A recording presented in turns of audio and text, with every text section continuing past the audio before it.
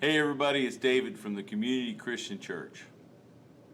You know, when my son Malachi, and a lot of you guys know Malachi, but when Malachi was just a little boy, maybe first or second grade, he was asked that question that teachers like to ask students on a regular basis, whether you're in second grade or you're a senior in high school. They like to put that proposal out there, hey, if you were on a deserted island, and you were going to be deserted on an island, and you had a chance to only get one thing before you were going to be on that deserted island, what would be that one thing that you would get to take with you on the deserted island that would help you survive? And Malachi contemplated the notion, and he said, I would like to take my dad. Now, to say that was a source of pride, well, you can obviously tell. I was pumped to think that. But when pressed, why would you take your dad? Why wouldn't you take, a pocket knife or maybe some flint to start a fire with? Why would you take your dad with you on this deserted island?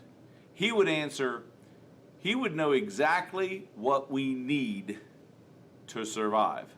And he would know how to get the things that we need to survive. You know, it's interesting that we often get confused with what we need and what we want. So today I just want to talk a little bit about the difference between needs and wants. As a teacher, I've often tried to straighten students out. I don't know why. It has nothing to do with social studies. It has nothing to do with computers or any of the things that I've taught over the past, many years. But for some reason, when I hear a student say, I need this, I feel compelled to correct them and say, you don't need that. You want that. Oftentimes, I'll have discussions with students about my life as a child. You know, the old story, uphill, both ways. Put a potato in your pocket to keep you warm on the way to school and then eat it for lunch. You know, all those horror stories. Well, I'll tell my students on a regular basis that when I grew up, in the house that I grew up, we didn't have a microwave. As a matter of fact, my mom didn't get her first microwave until I was almost out of college. I didn't know what a microwave was until I got to college. We cooked our food on a stovetop. And when I talk to the students about that, they will look at me and say, my whole family would starve to death if we didn't have a microwave. We wouldn't know how to cook if it wasn't reading the directions on the back of the package and putting it in the microwave oven. We don't even know how to turn the other stove on. Now you flip that with people like me who never had a microwave, and when the electricity went out and my wife needed to go to work and she needed to eat something before she went to work and the electric stove wouldn't come on and no microwave, I went out to the backyard, built a fire, boiled some water, and made her some oatmeal for breakfast before she went off to work. You see, there are people who have needs, and there are people who have wants. And trying to convince some people that a microwave is a want and not a need, it's an uphill battle.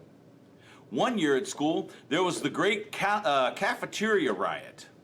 There was this massive protest in the cafeteria. Kids were up on tables protesting and screaming and yelling. And as a social studies teacher, I, of course, was interested in all that. So I asked the kids, hey, what happened today in the cafeteria? And they said, oh, Mr. Price, they tried to take away our snacks. I said, what? They tried to take away the snack line at school, and we weren't having it. It's our right. We deserve snacks. They can't make us eat that junky food they cook. I just shook my head. Again, needs versus wants. In Matthew, the 4th chapter, verses 1 through 4, it says, Jesus was led by the Spirit into the wilderness to be tempted by the devil. And after fasting for 40 days and 40 nights, he was hungry. The tempter came to him and said, if you are the Son of God, tell these stones to become bread. Jesus answered, it is written, man shall not live on bread alone, but on every word that comes from the mouth of God. You know, I keep talking about how Christianity is contagious. And Jesus was contagious because he had his priorities in order. The man had just gone 40 days without food. Now, let me tell you, 40 days without food, I can't even fathom it. I do a 24-hour fast, and you would think I'm going to die. I like to eat. But after a 24-hour fast, do I really need food? No, I don't need food. Do I want food? Oh yes, I certainly do want food. I love this passage because here Jesus points out that even 40 days without food, food still isn't a need. He could have eaten that bread. He could have turned the stones to bread. He could have put some food in his mouth. But what he wanted to do was to make a point. God is the only thing I need.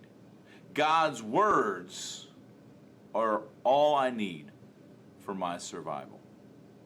Now, I'm by no means trying to tell people that they shouldn't eat. Obviously, I like to eat myself. But sometimes in this world, I believe Satan can tempt us. And when these things happen, it keeps Christians from being contagious. When the world sees us being self-absorbed and more concerned with the things we want than the things we need, then we're not contagious as Christians. Christians become contagious when they have things in the right order. We need God. We want stuff. Satan's going to try to tell you otherwise.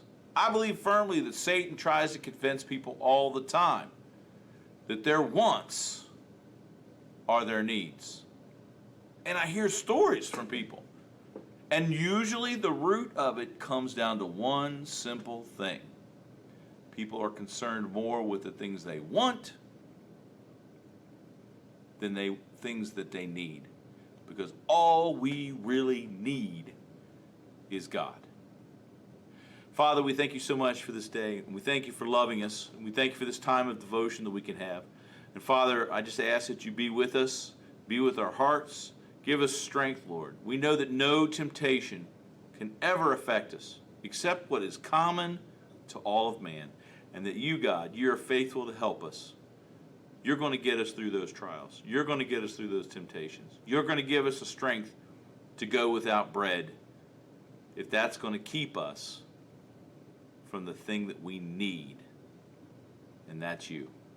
We love you so much. Amen. Have a great week.